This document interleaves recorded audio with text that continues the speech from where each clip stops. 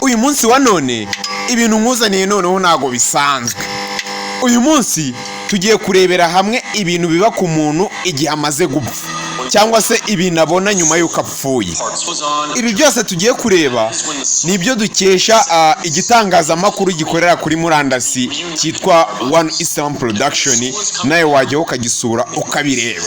Niyo mpamvu ibyo byose duhita tubikuzanira kuri YouTube channel kugira ngo ubirebe neza witonze. Tugiye kurebera hamwe ibintu biba ku muntu cyangwa se ibintu umuntu abona nyuma y'uko apfuye. Aha noneho hagiye kugurumana.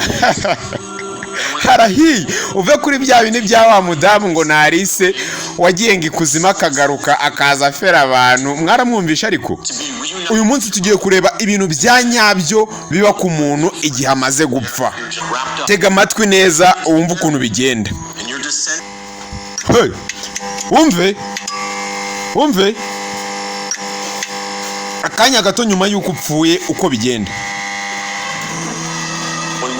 Iyo dupfuye roho zacu zitandukanye n'umubiri, hanyuma roho